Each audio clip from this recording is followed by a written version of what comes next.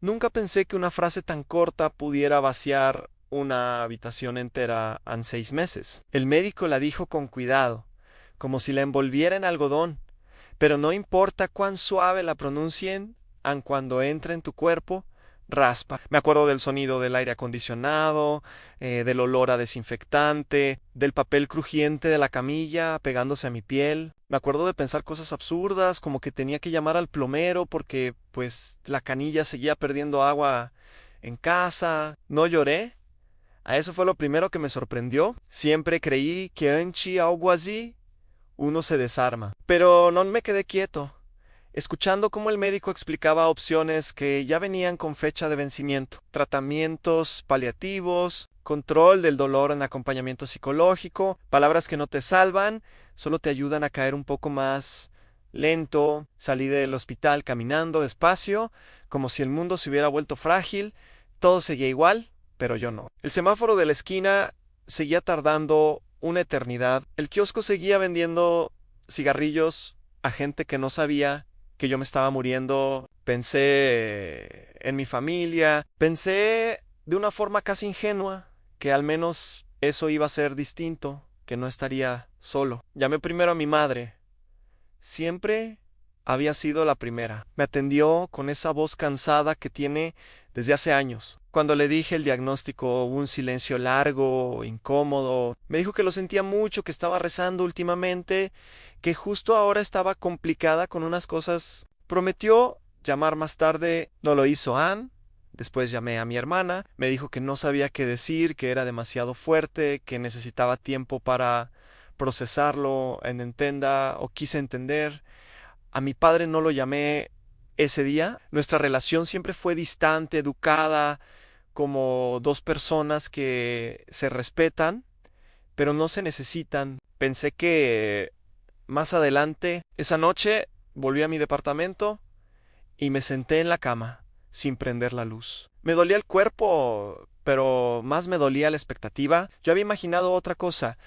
Abrazos a mensajes, alguien diciendo no te voy a dejar solo. En lugar de eso, el teléfono estaba quieto, pesado, como si también supiera. Los días siguientes fueron raros. No hubo una explosión de apoyo ni una huida evidente. Fue algo más sutil, más cruel, respuestas cada vez más cortas a excusas razonables, gente que decía avísame si necesitas algo y después no contestaba. Yo tampoco insistía, siempre fui de no molestar.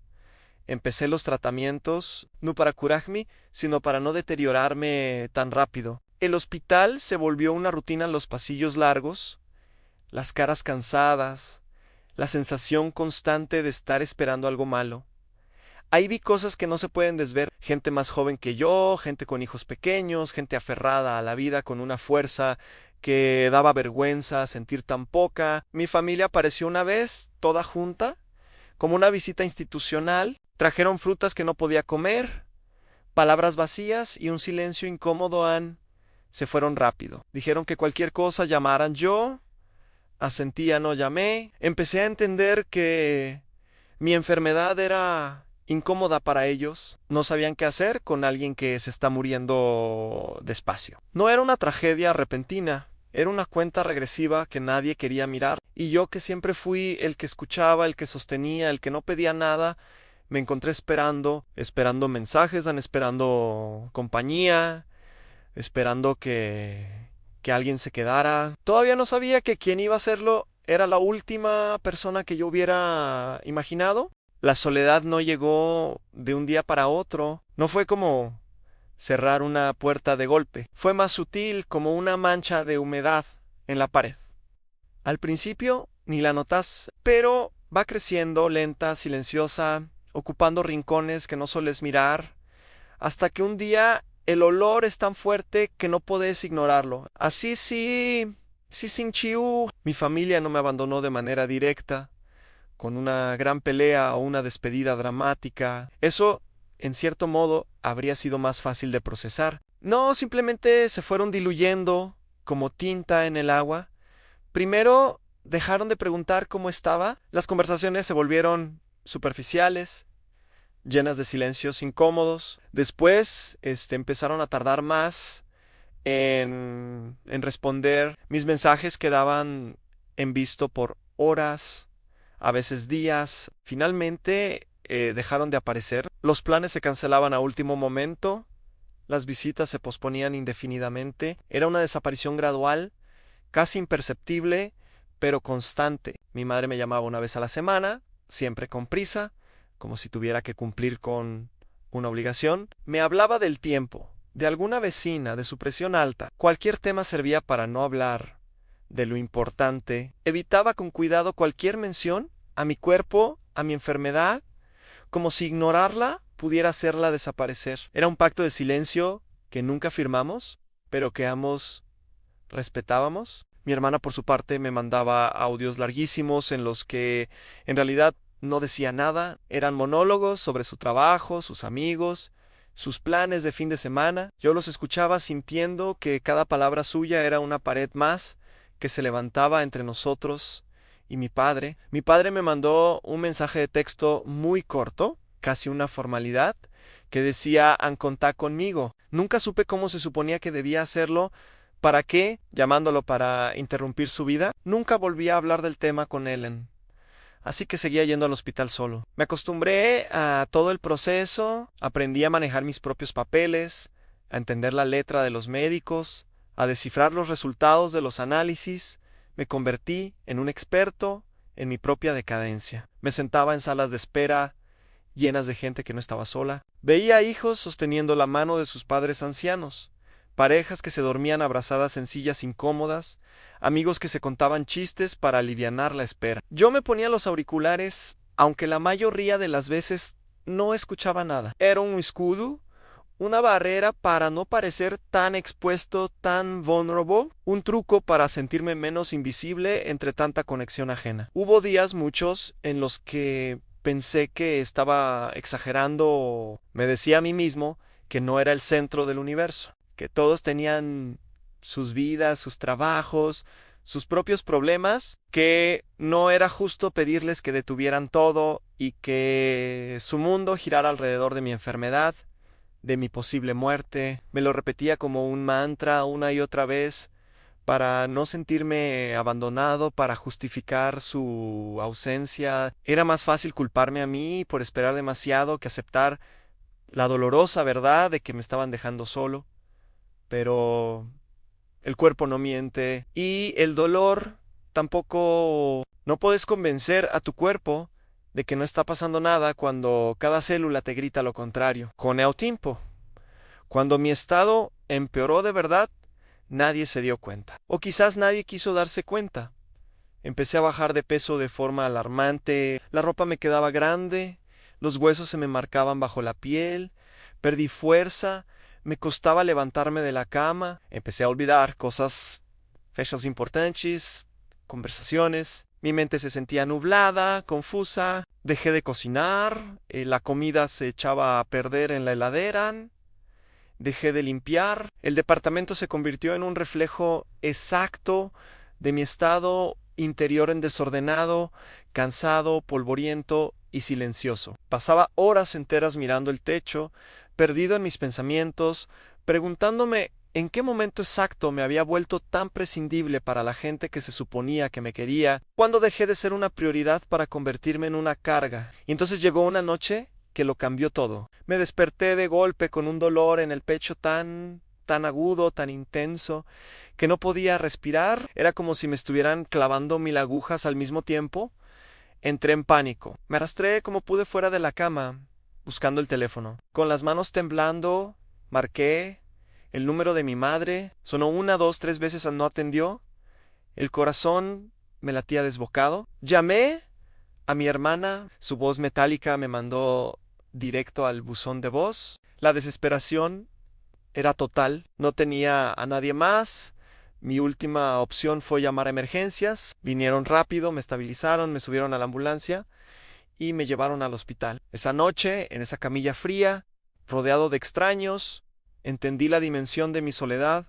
A nadie más apareció. A la mañana siguiente, cuando ya estaba más estable y el dolor había bajado, vi que tenía un mensaje en el celular. Era de mi hermana, decían, perdón, recién veo esto, estás mejor en leer esas palabras una y otra vez. No sentí enojo ni rabia, solo un cansancio profundo, un agotamiento del alma. Así que no respondí. Ya no tenía la energía para explicar, para reclamar, para nada.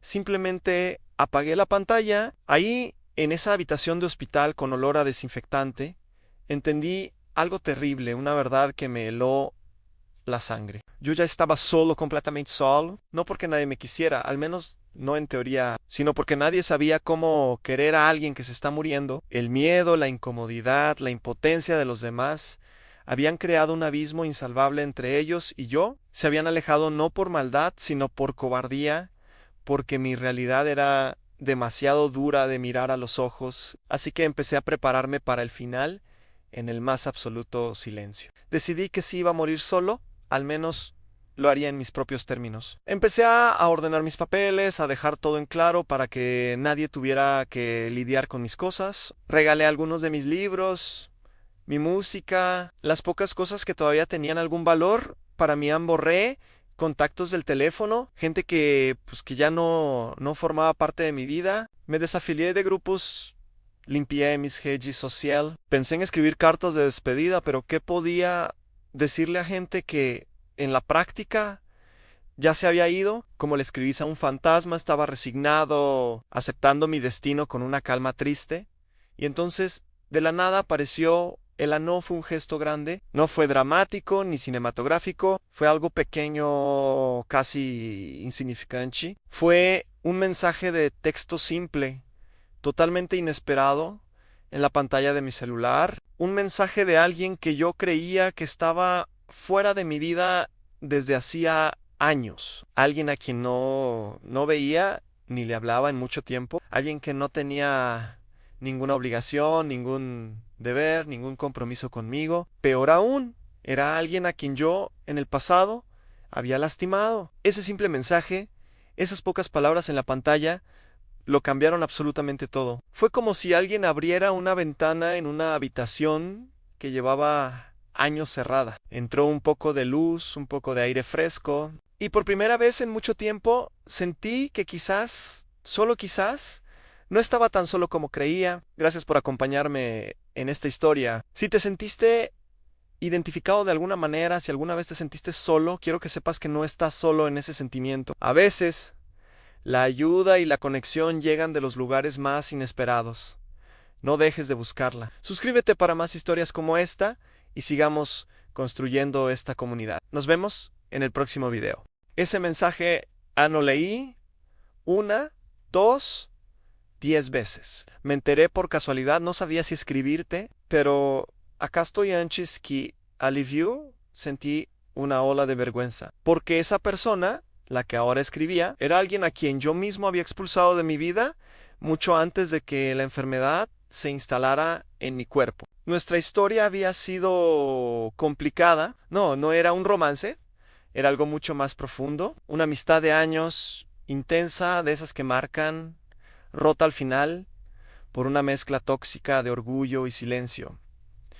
Yo había sido injusto, frío, cobarde. Había elegido la comodidad de no enfrentar mis propios errores, de dejar que el tiempo enterrara lo que no me atrevía a reparar. Y ahora, cuando el mundo se me venía encima, cuando mi círculo se encogía hasta casi desaparecer, ahí está Bao apareciendo de la nada, justo cuando nadie más lo hacía. Su llegada no fue con bombos y platillos, no hubo promesas heroicas ni frases sacadas de una película.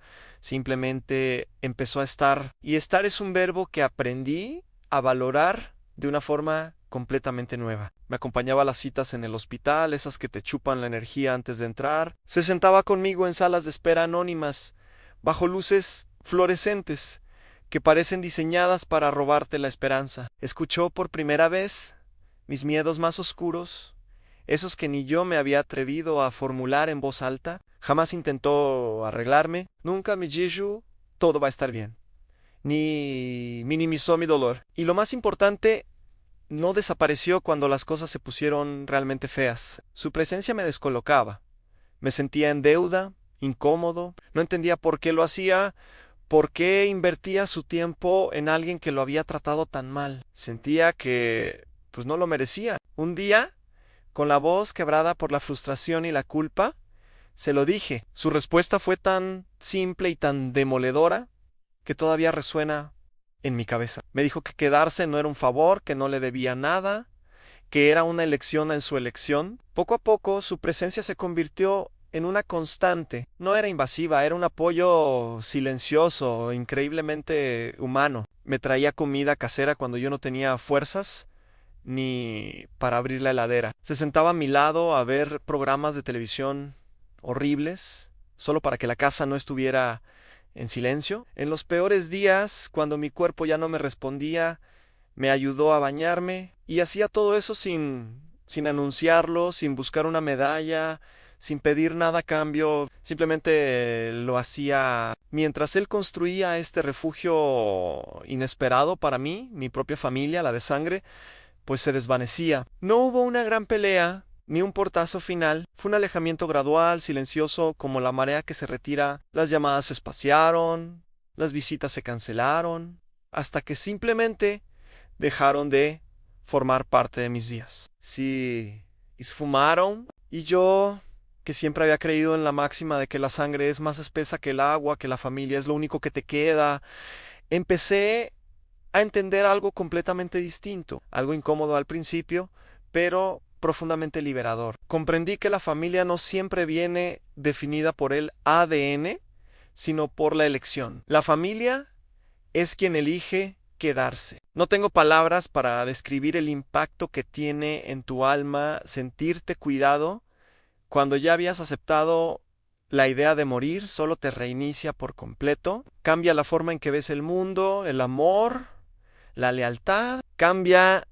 la forma en que te ves a ti mismo. Dejas de verte como una carga y empiezas a verte como alguien digno de ser amado, incluso en tu estado más vulnerable. Recuerdo perfectamente ese día en el hospital. El aire era denso, como siempre. El médico entró con esa cara de profesionalismo ensayado que usan para dar las peores noticias. Dijo que el tiempo ya no se medía en meses, que ahora hablábamos de semanas.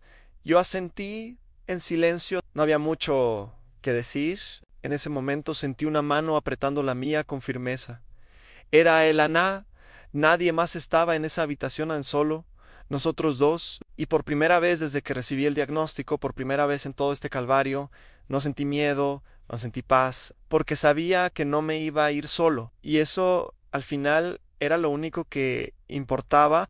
Te quiero contar algo que aprendí en el tramo final de mi vida. Y no, esta no es una historia de milagros. Mi cuerpo no se curó. Al contrario, el dolor fue en aumento y la energía se fue apagando poco a poco. Pero mientras mi cuerpo se desvanecía, algo dentro de mí, en mi espíritu, encontró su lugar, se acomodó. Y esa es la historia que vale la pena contar. Cuando empecé este viaje, el viaje de la enfermedad, la soledad era mi compañera más fiel. Durante mucho tiempo estuve solo. Mi familia, la de sangre, apareció mucho después, casi al final, cuando ya quedaba poco tiempo y menos por hacer. Llegaron con lágrimas que sentí, tardías, con palabras que quizás hubieran significado algo en otro momento, pero que en ese instante ya no me hacían falta. No sentí odio ni rencor, tampoco sentí la necesidad de consolarlos. Simplemente acepté una verdad un poco dura. No todo el mundo sabe cómo quedarse. No todo el mundo tiene la fortaleza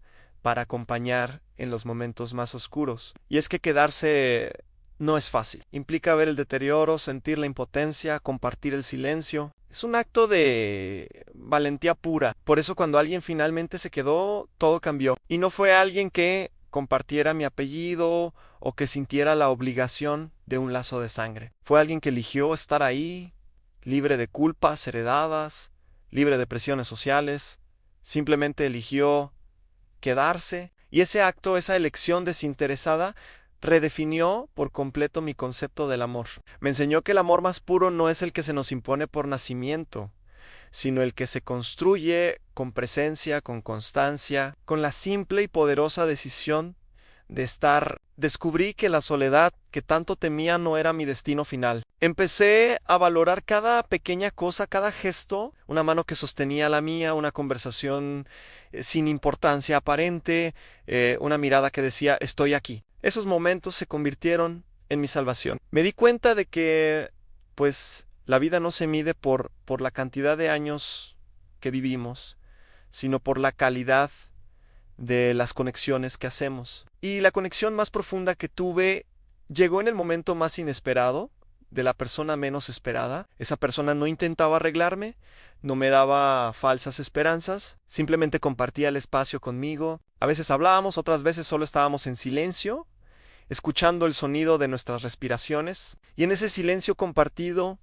encontré más consuelo que en todas las palabras de ánimo que había escuchado antes. Aprendí que acompañar a alguien que sufre no se trata de tener las respuestas, se trata de tener el coraje de hacer las preguntas y de escuchar, de verdad escuchar. Empecé a pensar en todas las veces que yo mismo no supe cómo quedarme, las veces que me sentí incómodo ante el dolor ajeno y me alejé, las veces que pensé que no tenía nada útil que decir y opté por el silencio, pero un silencio distante, no uno de compañía, y me perdoné porque ahora entendía lo difícil que es. Entendía que la mayoría de nosotros no estamos preparados para enfrentarnos a la fragilidad de la vida, ni la propia, ni la de los demás. Quien se quedó a mi lado me enseñó con su ejemplo. Me enseñó que el amor es acción, no son grandes declaraciones ni promesas vacías. Es preparar una taza de té, es leer en voz alta cuando los ojos ya no pueden, es simplemente estar. Y ese amor, el amor que elige, el amor que actúa, es el que me sostuvo, me dio la paz que necesitaba para aceptar mi final. Dejé de luchar contra la corriente y empecé a fluir con ella, sabiendo que no estaba solo en ese río. Escribo esto ahora, juntando las últimas fuerzas que me quedan.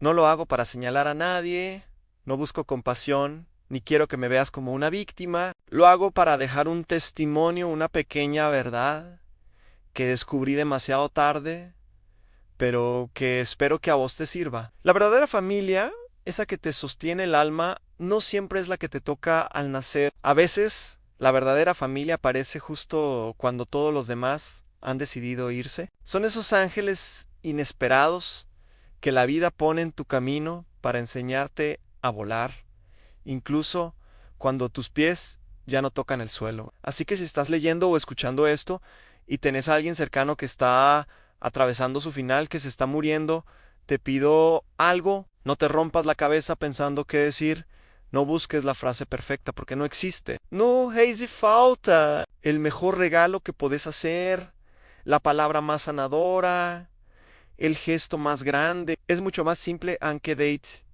Simplemente quédate, sentate a su lado, sostené su mano, escucha su silencio. Tu presencia es el único lenguaje que el corazón entiende en esos momentos y su es todo. Durante mucho tiempo mi mayor miedo era morir solo. Pensé que ese sería mi final, en una habitación vacía, con la única compañía de mis recuerdos, pero me equivoqué. Y en esa maravillosa equivocación, en ese error de cálculo de mi destino, encontré la única y más importante verdad que me llevo de esta vida. La verdad de que nunca estamos realmente solos si permitimos que el amor, en su forma más inesperada, nos encuentre. Gracias por escucharme.